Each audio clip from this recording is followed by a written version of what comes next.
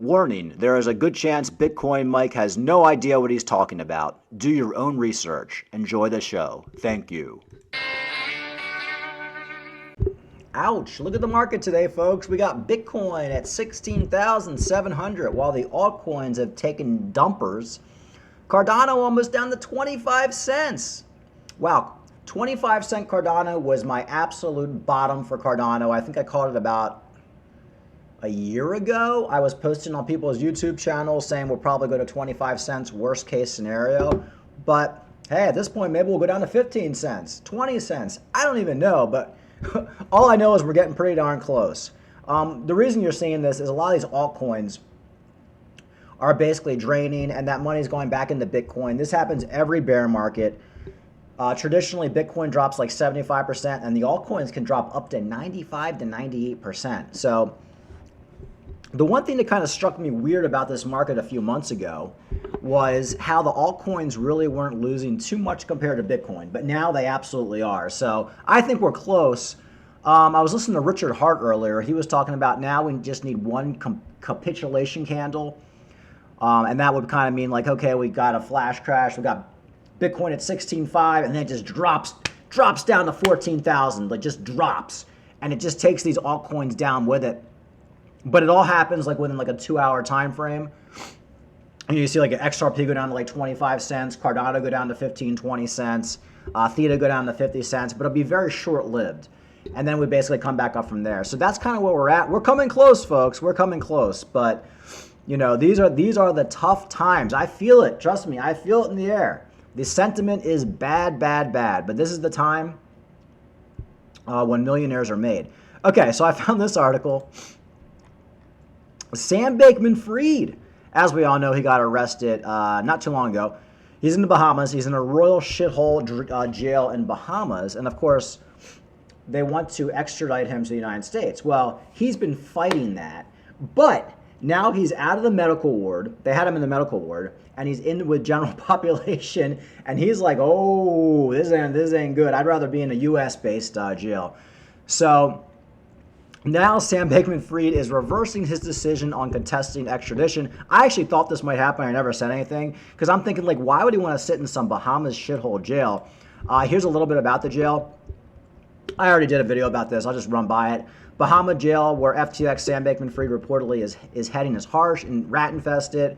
The State Department says, here's, you know, here's some pictures.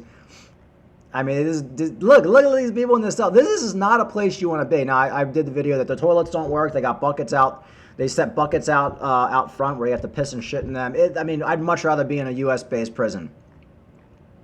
I've never been to prison, but I'm a big follower of that guy, Martin Skagel, that pharmaceutical guy who's like was in his 20s, and he got sentenced to 5 years in prison. He said prison was pretty bad, but like it was definitely tolerable. Like, you know, you have all your amenities, you got computers, you get good food. He had a private cell. You got to take showers. So there's no way you want to be in a third world jail. So Sam Bankman-Fried is like, get me the hell out of here. So that's the Sam Bankman-Fried news. The other thing everybody's talking about, of course, is still Kevin O'Leary. I guess they caught him in a little lie. I don't even know if it was a lie. I mean, he said he bought Bitcoin at well, I think it was like 2017. It turns out he bought it in 2018. I don't even remember. I got to listen to this clip too. But to be honest with you, I don't even know when I bought my first crypto. Was it 2018 or was it 17? I'd actually have to look. But anyway, we'll see. Let's take a listen here. Went from Charlie Munger's view on Bitcoin to Michael Saylor's view on Bitcoin. And I actually kidded you about it. I said, who are you? You may know nothing, but you're never in doubt. You're so strident when you said it was just worthless and rat poison. And then 6 months later, you're like this Bitcoin bull. So I didn't understand that conversion. Did that conversion coincide with the 15 million that you got from FTX? No, I was investing 3.5 years earlier than that. I changed my mind back in early 2018 when I saw the regulators in jurisdictions like Canada, Switzerland, and Abu Dhabi start to change their minds. But I'll tell you what really got me investing, Joe. You know, I mentioned these guest lecturing things I do. They're usually to graduating cohorts of engineers. And so these are classes at 6 to 9 at night. And these are the best and brightest at MIT or in business school at Harvard. I started to notice back in 2018, I'd say, okay, wait, where are you guys going? Where are you going? Because about a third of the class will create entrepreneurial efforts and they'll start businesses. They're all going to the blockchain. You can't spend that much intellectual. I understand. I believed it back then. I'm just trying to figure out why. I gotta stop you. I gotta stop you. You just said you made this conversion in what year? I think it was 2018 I started investing, yeah. Okay, well, I just for, as a point of fact, for what it's worth, May 14th, 2019, you came on television and called Bitcoin garbage. Just then I'm wrong. It's the year later. And keeps it in I'm sorry, guys. And keeping the time, but also, Kevin. So prior to that, you hadn't looked at it at all. I wonder about Munger. I wonder about a lot of it. Most of the people who call them Beanie Babies have never looked into actually how it works. Had you not looked into it, and yet you had those very strong opinions about it? I remember. I think it was 2017, coming on Squawk Box talking about the tokenization of a hotel in New York. And the regulator let me know right after that they were not okay with that. And that was the beginning of realizing, wow, things are tough out here with this crypto. So anyway, is it possible that he was talking shit about Bitcoin but actually buying Bitcoin? I mean, I don't know. It's possible. Look, back in 2017, 2018, this guy had a public figure, right? He was a public figure. What he said mattered. People followed what he said. And maybe he was buying Bitcoin on the side, but he didn't want to announce it publicly because it would make him look bad. I mean, I don't think this is that big of a deal.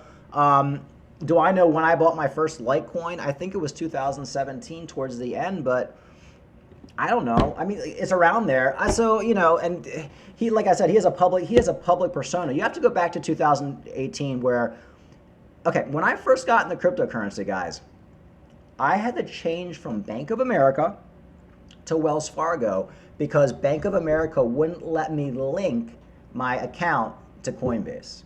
That's how rat poisony everybody saw cryptocurrency as. You couldn't even use a bank to transfer. I had to find a new bank. M&T wouldn't, Bank of America wouldn't, Wells Fargo let me do it, and I had a business account with them. But it was a different world back then. So is he lying?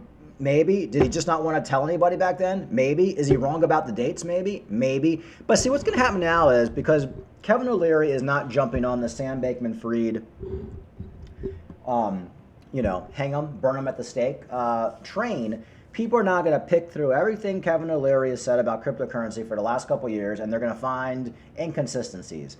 And I think you could pretty much do that with anybody. Anybody down the list. Look at MicroStrategy CEO. He was calling Bitcoin a scam back in 2015 too, and now he's the biggest Bitcoin guy. So, it was a different time back then. I'm not saying Kevin O'Leary is a great guy or anything. I'm just saying all this is stupid. At this point, it's stupid. Anyway, so that's Kevin O'Leary. Back to the markets. Just talk a little bit. Cardano's down to 26 cents. Bitcoin, pretty much Bitcoin's holding up the best out of anything. Folks, this is the toughest time to be strong. This is the time. I'm really starting to feel it, guys, and I haven't felt it in years. Like the COVID dump was when I really felt it, and I'm really feeling it now. That just like the negative perception, that just like in the pit of my stomach, you're like, oh my God, is everything gonna be labeled security? Is it all over, or is everything going to zero and just Bitcoin will prevail? This is the same crap that's been going on for the last 13 years with crypto. Is this time going to be different? Could everything go to zero this time and that's it? Of course it could. Could Cardano go to zero? Of course it could.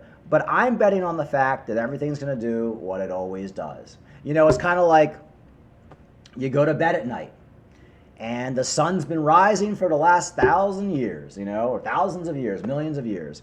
Tomorrow, is the sun going to rise? There's a possibility it won't, but it probably will. And that's kind of how I feel with these cryptos. We were due for a bear market. There's always a reason why we're going to dump. If it wasn't inflation, Bitcoin would still be dumping. If a lot of these funds didn't go under, we'd still be dumping, maybe not as much. But Bitcoin always drops 75% at least, and these altcoins get pulverized. Keep in mind, folks, Cardano went from $1.30 in 2017 all the way down to $0.015 during the COVID dump. That's a 99% dump. And you know what? It sucks when you don't get the bottom. But nobody who bought Cardano at $1.30 thought it was going to go down to 2 cents, including myself. So I've been preaching to buy Cardano ever since it went under 70 cents because I just don't know what the bottom's going to be. I thought 25 cents would probably be the bottom. We haven't hit it yet, but we're pretty close. But there's no guarantee. Cardano could have hit a bottom at 50 cents. Look at some of these other coins like, Shiba Inu back up to 8 cents even in this bear market. Polymatic was down to 40 cents. Now it's back up to 80 cents. You just never know what the bottom's going to be. So that's why you have to be cost averaging all the way down, and that's what you should be doing right now. My next buy level for Cardano is 25 cents. I'll buy at 20 cents, then 15 cents. All right, folks, stay strong, like and subscribe. Have a good day.